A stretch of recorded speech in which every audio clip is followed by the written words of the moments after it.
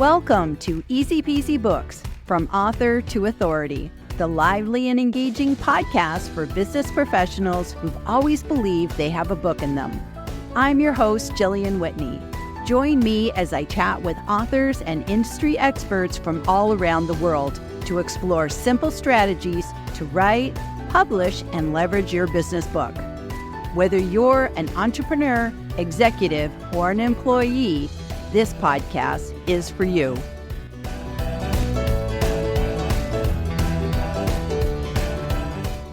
Here's the thing.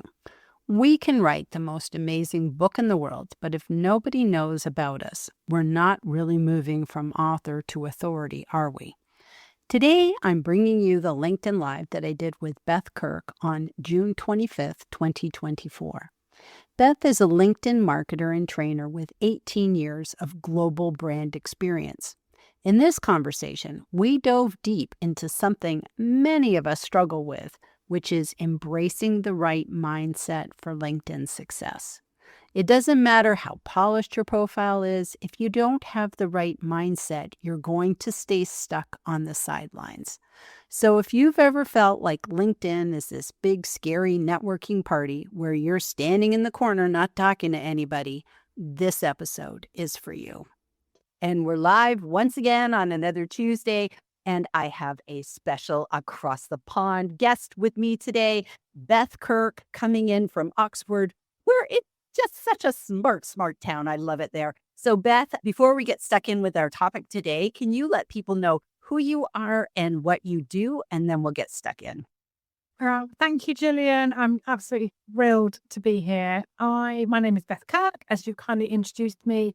I am a freelance social media marketer. I do specialize in LinkedIn, but I do work across other platforms as well. And I help business owners, organizations, charities, anybody who really wants to learn more about professional social media marketing.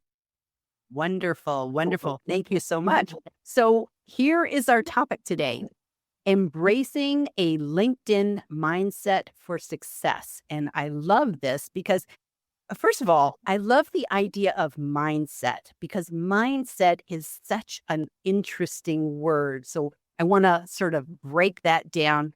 And also, too, success can mean so many different things to so many different people. So I want anybody who's listening, who's watching, to really think about, what does success mean to you when you look at LinkedIn? But let's start first with mindset. So I stole this from you. I found your wonderful LinkedIn. It was like a slider post, a document post, and you talked about having a LinkedIn mindset. And I went, that so resonates. So Beth, what does that mean for you, a LinkedIn mindset? Well, a LinkedIn mindset, I think, is what I often find myself coaching my clients on before we actually dive into the meaty nitty-gritty of getting stuck into what I actually want them to do on the platform in order to get more visible, or what we're actually going to talk about in their content. Quite often I have to park all of that and we have to talk about how they feel about the platform. Because a lot of the time, I'm seeing this all the time in the conversations I have, whether I'm networking or working with clients one-to-one, it comes up time and time again, is that people really struggle with getting visible. So they struggle with what that means for them personally on the platform. And that really holds them back because they don't want to share information about themselves. They don't want to build a network because they're not sure about whether that's the right thing to do. And also they feel a bit worried about who want to be in the network. They don't do anything proactive on the platform. And so essentially all of those things combined together mean that actually, nothing's really happening. They don't have the visibility. They're not getting the most out of LinkedIn as a business tool, or as a marketing tool if they run their own businesses. Because I'm kind of coming at this from not only do I help business owners, but I also do coach people if they are a career professional and they want to get more visible on LinkedIn. You've got both types of individuals here, and that kind of mindset impacts or everybody on here, because it means that you're not making the most of them. That is a wonderful breakdown. That's a wonderful breakdown. And I love that idea of you have to do that first. Because so many people just jump into, oh, let's optimize your profile and let's start, banging out content. But if you don't have the right mindset first, you're going to stay there. And I liken it to if you go to a party, if you just stand back and you never enter into any of the conversations, you might say, I had a terrible time. Well, of course you had a terrible time. You didn't talk to anybody. You didn't do anything. You just stayed in the background. You never ate any food. You never had any of the soft drinks. You just stayed in the background. And I think a lot of people do that when they first come to LinkedIn. They just kind of go, I don't know what to do. They're standing sort of on the sidelines. And then they go, I don't know what the deal is. LinkedIn doesn't work for me.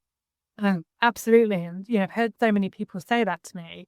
And then when I go and look at the profile, or when I start to have a deeper conversation about what their actions are on the platform, it comes out that, they're not visible. They don't have a photograph, for example, they don't have a profile image, or they reject people coming to them to request to be connected to them.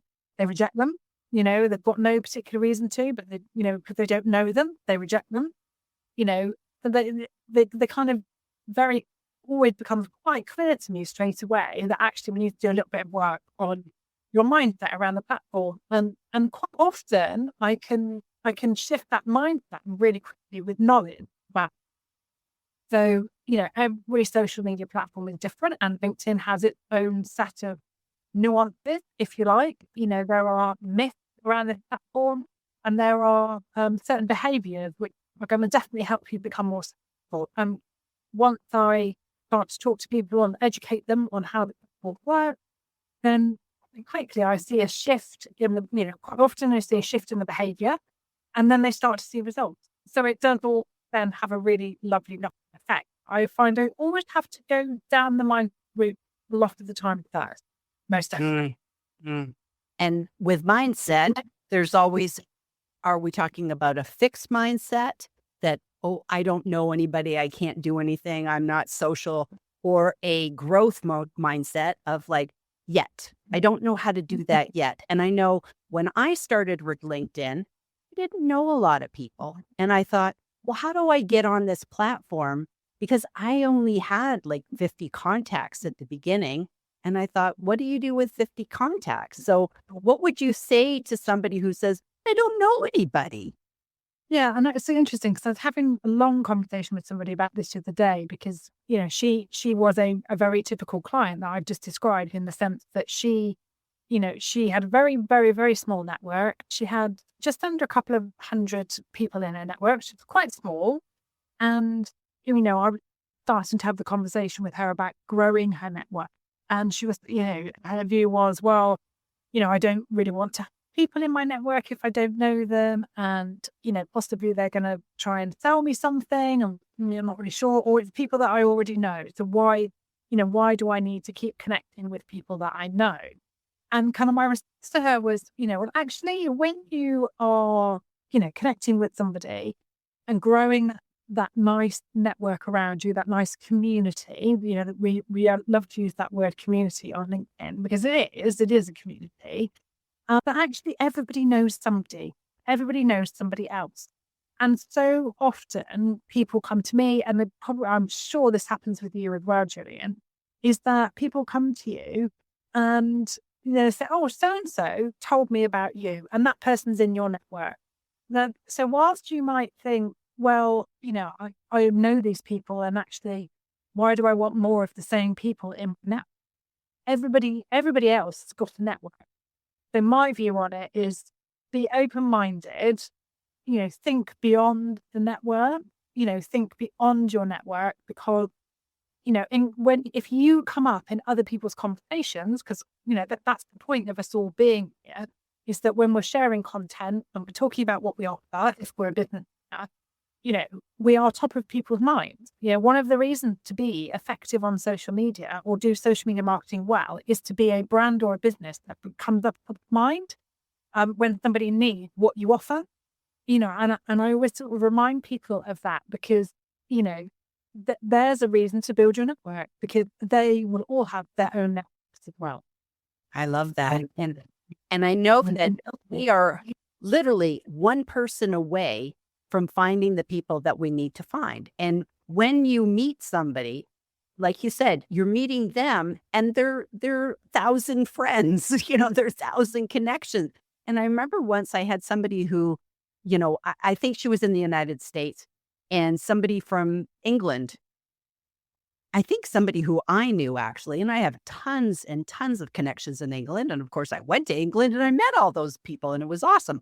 But when that person in the United States, they got an invitation to connect from somebody in England, they said, I'm never going to do business with somebody in England. Why would I want to connect with them? And I said, because you don't know, they might have American contacts in their connection. So don't be so blind as to, oh no, I have this wall around me, because you don't know who's in their network. Plus, too, even if you never meet these people, they could be a virtual connection. I have connections with people all over the world, and I'm sure I'm not ever going to get to their part of the planet to visit them, but I sure enjoy hopping on a Zoom call with them. And I think that's how I found out about you, Gillian, because we have a mutual connection in John Ethereum, and your name came up. Whenever anybody was questioning or asking John about video expertise or live expertise, John would mention you. And I would say I'm 99.9% sure that's how I became aware of you as a live and video expert. So there you go. There's a live example of how it works, because people do recommend other people. And quite often I'll see on LinkedIn, there are people saying, I need an expert copywriter, who can help me. And people comment underneath the post and they tag the expert copywriters that they know. So if you're not visible on LinkedIn and you're not building that network, you're never going to appear as that recommendation. So, I think there's so many great reasons to think beyond the network and to be proactive about building it, because that's another thing, is that people quite often just let the contacts come to them, or the connections come to them, But actually, LinkedIn needs you to be proactive to get the most out of it. So it's absolutely all about thinking about who is who's the person you want to speak to? Who are they? What do they look like? What job titles do they have? Go and be proactive. Search, because, again, quite often, people say to me, oh, I never connect with anybody. And I'll say, well, why would you not connect? Why would you not be proactive? And what, they might not accept my connection request. So there's an element of nervousness around that. Or, they're just not really sure of the platform etiquette. And once they understand that actually being proactive is really, is a really important part of being here, then all of a sudden I find they become really comfortable with reaching out, creating nice connection request messages, and putting themselves out there to say, I'd like to you. And again, that's another mindset shift. It's about being proactive rather than waiting for it to come to you. I like that. And it involves a little bit of bravery. Yeah. Oh, absolutely. Yes. Yeah. Particularly if you're an introvert. Absolutely. Yeah. Particularly so. Or if you're a person that really doesn't enjoy sharing very much on social networks, and that is, that can be very common, but we don't have to share everything about ourselves. We can draw the line as to what we talk about. I share a lot of things around my business and what I do and how I help people. And I also share quite a bit about my kind of outside personal interest, because I love the outdoors. But I don't talk about my family, and I don't share my children. And that's my line. That's my line, is that I don't, that may change in the future, but for the moment they're young, and I feel like I'd like to give them a choice when they're older. If they, they want to appear in a photo with me or whatever, that would be great. But they may say no thanks.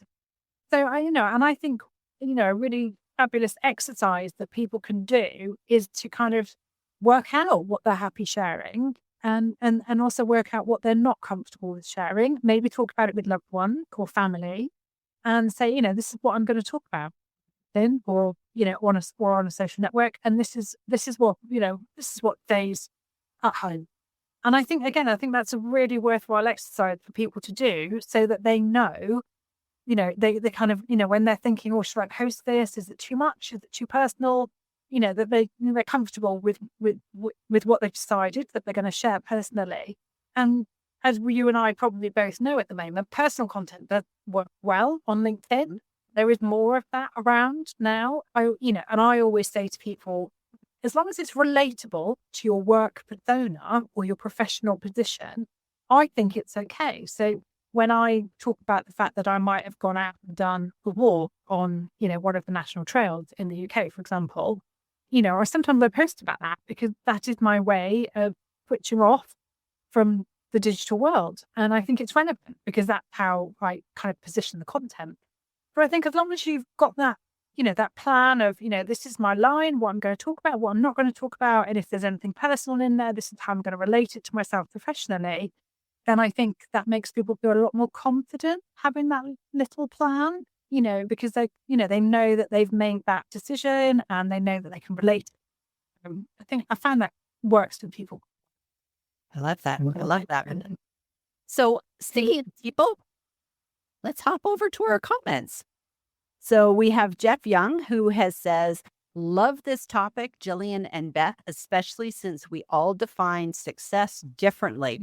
That is so true. And that's probably what you need to do in the beginning is figure out what do you want to accomplish for you? What are your goals before you even start with anything to define success? So that's a good one. And Jeff says, greeting Jillian and Beth mindset. Oh, he loves to do acronym. Mentioning insightful new dialogues, sharing excellent tips. Woo, that's a good one, Jeff. That's a good one. I like that. Mary Wu says, Jeff Young, I am peckish. Did you move the popcorn? So this is an example of how you can get to know people. Especially if you're shy and introverted, when you come to a live like this, you can actually have a conversation with other people in the comments at a live, and you can literally tag each other and reply to each other. But you can do this on any LinkedIn post. If you see something that resonates for you, you can not only make a comment for the author of the post, but you can comment on other people's comments. And after that dialogue, it's a great way to, hey, you send your connection request to somebody that you've commented on a few of their comments. They know you now. Breaks the ice, doesn't it, Beth? Absolutely. And I think for people, when I work with people, they're quite often really terrified of the thought of sharing a piece of content. They're really worried about it. They're not sure if it's going to hit the right spot. They're worried that the tone of it might be wrong or that it might damage them professionally. And I always would try to make sure people think about taking the next natural step for themselves on the platform. So for somebody that's already active and maybe has a profile that looks pretty good and was maybe already doing a bit of engagement on the platform, then actually it's probably quite a natural step for them to move into sharing content. They just want the how and the why, the why. Yeah, how do I do it? Great, I'm off now. Oh, I'll get on with that. Oh, I'm going to go back. And then when you think about, the individual who struggling with the mindset of being here, maybe has very limited information on their profile. They don't proactively connect. They don't comment. They're not really being proactive at all. To move them to sharing content is a really big leap for them to take. And, from a mindset perspective. So that's when, we kind of go, right, okay, what's going to be the next natural thing for you to do? And that's probably going to be bringing the profile up to scratch because that's the most important thing we have to do on LinkedIn first. And then actually maybe, as you suggest, making some comment, in response to other people's comments on the platform. it's certainly not going to be kind of sharing, a long, detailed post. It's going to be something that they feel comfortable with. So the next natural step is where I would try to encourage people to take themselves to. So, if anybody watching is maybe one of those individuals, then hopefully that gives you a steer on, what might be good for you to do next. If I worked with a client who was sharing content, had a great profile, had a great, network around them and was being really proactive, I'd probably move to say, well, actually, let's talk about doing some lives, let's talk about doing a live series, because it feels like that would be the next natural thing for you. So, I think about gauging where you are and working out what's going to be the next little step that you can take forward. And I like little baby steps. Ease into it. Ease into it. And keep making progress. Yes, yes. We have, oh, I'm sorry. I'm not going to try and say the name because I might mess it up. She says that she is joining from Mozambique. That's wonderful that I love the international. And she says, okay, I'm not sure what that is. Okay. Oh, we have Sarah Burgess, who we both know. Lovely Sarah Burgess. Hello, Jillian and Beth. Thank you for joining us, Sarah. We love Sarah. She says, Mary Wu says, if you figure out your goals and mindset, you decide to change things up, you can change things. Growth is accepted. And I think that's true, that mindset is all about you taking responsibility for it. It's not that LinkedIn doesn't work. It's more along the lines of, what do I need to do to make this work? What are my goals? What are my strategies? What do I have to do? And sometimes it's being brave and connecting with people. Sometimes it's just supporting other people. It's not always about you. And I think, again, thinking about that, and, when you look at, when you sort of talk about goals with people, what do they want to achieve? Quite often what they need, to shift the mindset, is they need a plan. So they need, because people think, well, what should I be doing here? Should I be connecting? Should I be writing lots of content? Should I be, quite often they don't even know that they need to be doing engagement and they need to be, kind of supporting their community. So I think actually, again, thinking about doing, putting some time to LinkedIn in the week, in your working week or your weekend, if it works for you. So dedicating some time to it, that's really important. That quite often shifts the mindset as well, I find, because quite often people say to me, oh, well, I looked at it at 10 o'clock last night, but I was really tired and I just scrolled a bit and I didn't do anything. And then I kind of say, well, actually, maybe it's not a 10 o'clock night job. Maybe it's a with your morning coffee job where you give it 15 minutes, a very dedicated 15 minutes, and you do a number of things in those 15 minutes that are proactive, and you tick them off. You reach out, make some connections, or you do some really lovely engagement on content from other people in your network, or maybe you're at the sharing content stage. So you need to look a little bit more time if you're going to be sharing content. But in 15 minutes, for example, 3 times a week, as you probably know, Gillian, that can make a difference on here, without it. And you want to work in those small, consistent, better. It's not good to go on for 3 hours. It's scroll. That's not helpful. Do you want to do consistent? Yeah, every day, do it a little bit, 3 times a week, whatever. That is a better way to go. And once people kind of, again, shift that mindset, oh, this is a 10 o'clock night job. Actually, this is more important than that. This is going to help me achieve my business goals, my career goals. Actually, I'm going to bring it to the morning or lunchtime, whatever suits them. And I'm going to be, I'm going to be really proactive about it. And I'm going to be quite intentional about it. And then all of a sudden they realize that, all of a sudden my network's growing. All of a sudden I'm having some nice conversations with people. I've had a direct message from somebody that I've never really spoken to before that is a really interesting individual. And all of a sudden, again, that it all helps to shift the mindset. And then they begin to realize, oh, it's a great place to be. And actually I can achieve quite a lot if I know that if I'm doing the right things here. And again, they're all just mindset shifts, I find. I love that. And look who's going to join us. John is Vivian. So he says, couldn't get the LinkedIn stream to load, but I'm here on YouTube. So that's awesome. So it's like, that's why it's kind of nice to go to both platforms, because you just never know what LinkedIn's going to do. And it's always fun. It's always fun. I love that he joined us. So Beth, what about sometimes too, mindset is kind of, getting out of your, out of the box thinking. It's finding out what works for you and what doesn't work for you. Because I found in the beginning when I was starting on LinkedIn, some posts didn't work for me and some posts did. So text posts, they weren't a good thing for me, but they're fabulous for other people. So what are some of the ways that people can maybe challenge themselves to get more into a growth mindset with LinkedIn? So I think, like you say, Gillian, it's, be really comfortable testing and doing different things. And, and again, people quite often feel a mindset impact if something hasn't been hugely successful. And, even I feel that a little bit sometimes. I had a post the other day that, it really didn't perform well.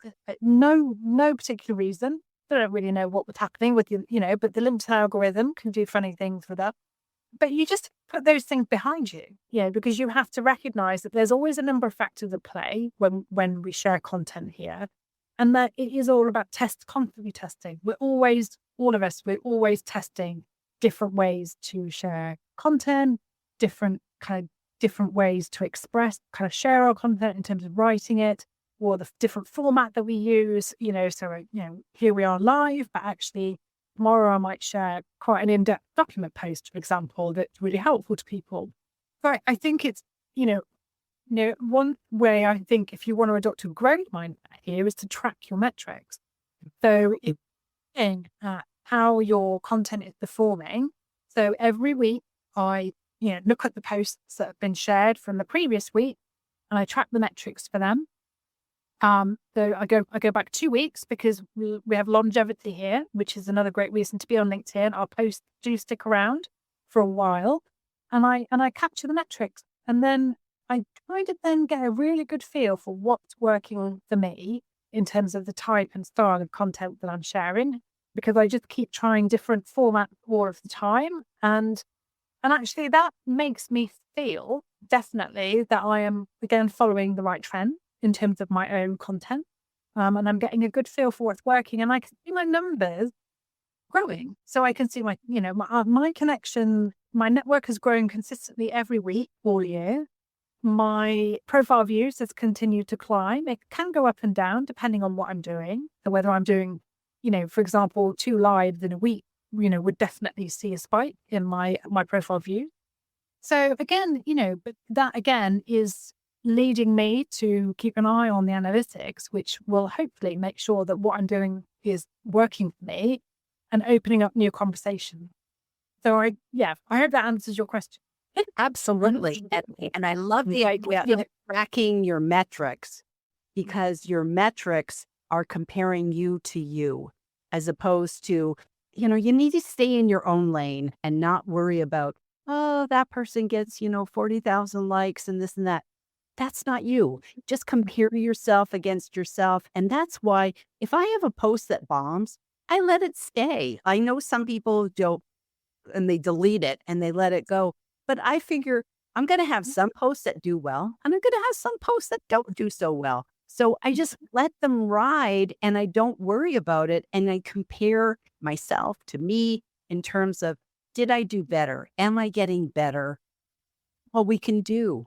Yeah, and I think that's a great tip, Julie, because if I compared myself to all of the fabulous people in my feed, because I do follow other very, very, very good social media marketers and LinkedIn specialists, if I compared myself, I'd never be here. I just wouldn't be, because I'm following some fantastic people with literally tens of thousands of people in their following. But and I don't have those numbers, but that, I'm fine with that because my business is good and my business is solid. So I always say to people, don't, this is a platform where you really don't need to worry about anyone else's numbers. You just focus on your own. And as long as your own are going in the right direction and you're having the right conversation, then actually you are doing the right things. And so if you keep focused on that rather than, somebody else having maybe, 40,000 followers or whatever it might be, there's just no point. It's not going to help you to focus on that in the slightest. No. And I love the idea that following people, because that's a great tip in itself. Follow people. You don't have to connect with everybody. It's okay to follow people. And some people you may just follow forever and never connect with, but follow people who have a mindset that resonates for you, that fits in with your own. So I like to follow people that are very positive, that teach me about LinkedIn, because it's very hard to know all the nuances with LinkedIn. So it's like, this person knows a lot about new features. This person knows a lot about maybe ads. Follow different people that can help you be a better you. And that can also shift your mindset. Absolutely. And I quite often people say, why would I follow people in my own space? And I say, well, everybody's got a different take on things. We all have a USP. So, a unique selling point. They are not you. You are not them. So, the client, there's hundreds of other people that do what I do. Well, there's thousands, not hundreds, but there's thousands of other people. Do they have my background and experience? Absolutely not, because we all have a unique career history. Do they have all of the skills I have? Maybe not. Maybe they've got a different set of skills. So we are all unique. And once we remember that, and we remember that, we help people, that, we've got clients that are going to help you with our services or our products or our work in the workplace. And that's the most important thing to remember, is that we are, we all have a place on LinkedIn, and we are all great at what we all individually do. That was so beautiful. That was so beautiful. So we have come to the end of our 30 minutes. Beth, would you like to give us one final takeaway or a word of wisdom before we say goodbye today?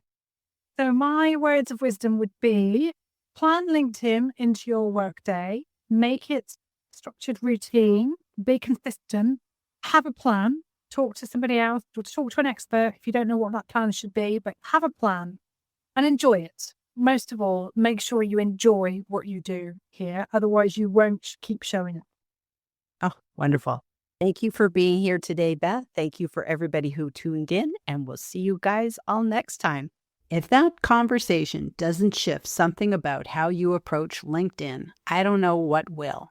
My biggest takeaway, it really is mindset first.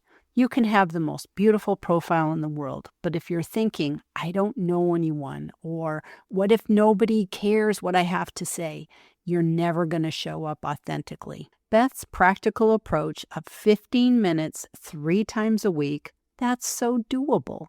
And tracking your own metrics instead of comparing yourself to other people, that's pure gold. Remember, we're building authority, one connection, one post, one conversation at a time. Your book is your ultimate business card, but LinkedIn, that's where you show people why they need that business card.